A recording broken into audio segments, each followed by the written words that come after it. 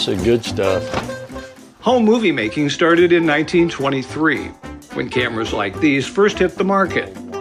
They weren't cheap, and much of the film that ran through them deteriorated or even caught fire. But some survived, including these reels, some of which contain a treasure trove of moving pictures from Kansas City dating back as far as 1927. Joe Tomelerri bought them on eBay, sight unseen, and wants us to help share them with the world. There's one copy of these films. These weren't reproduced that anybody knows of. On this installment of Real Rare, we'll zoom in on some of the landmarks, monuments, and neighborhoods that show up in the films. Petticoat Lane sort of rises to prominence as a shopping district in the 1890s. Geographically, it's the stretch of 11th Street from Main until about Grand. In the 1920s, it would have been really at its height. You know, it would have been the shopping destination.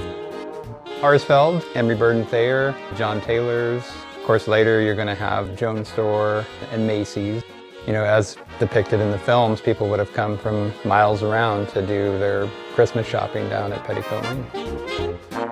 If 11th Street was the retail heart of town, the Stockyards were still the muscle and bone that helped make the money flow and Kansas City prosper.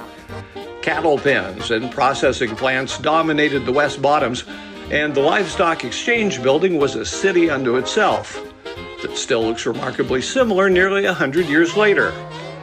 The same could be said for Union Station, seen on a reel from the 1930s, a point of civic pride for the fast-growing city.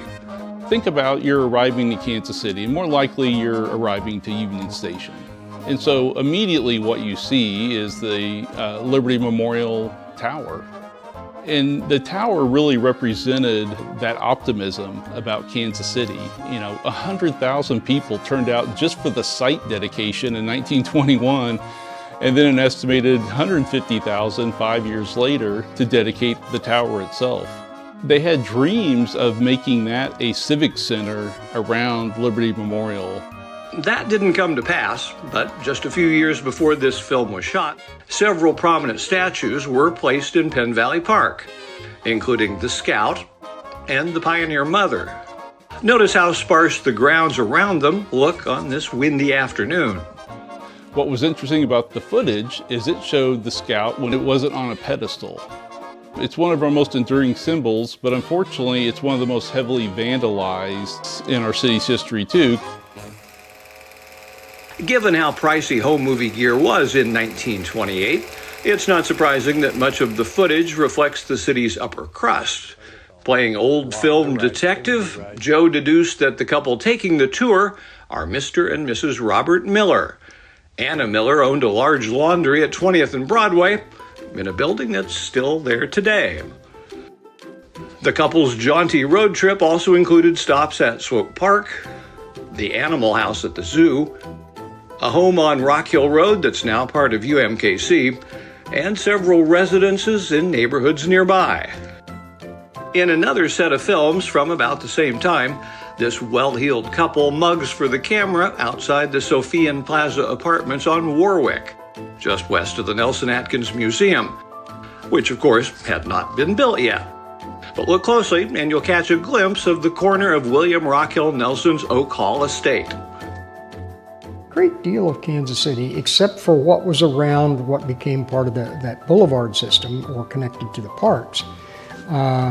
It was pretty random. There wasn't a zoning law until the mid-1920s.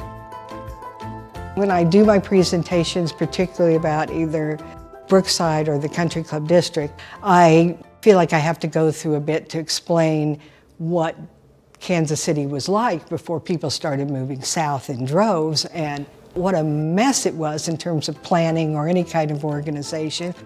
Interestingly, none of the found footage includes the Country Club Plaza, but other signs of J.C. Nichols' presence do pop up, like fountains, large and small. And this house on Ward Parkway that belonged to George Muehlbach.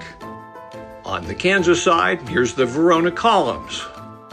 And a body of water that's no longer there, Lake Hiwassee near 63rd Street in Mission Hills. Nichols had it built in the 20s and ditched it in the 40s. The remnants of it are still there, but what happened is it's brush creek, so you get all kinds of stuff coming down it every time it rains with any amount of intensity. He considered Lake Hiwassee to be a mistake, not because he didn't want a lake, it's just that it was going to fill in way too fast. Another casualty of Brush Creek. The little creek that somehow we can't quite tame. On the next installment of Real Rare, we'll focus in on politics, politicians, and a man named Pendergast in found films from the 1920s and 30s. For the Kansas City Star and the Kansas City Public Library, I'm Randy Mason.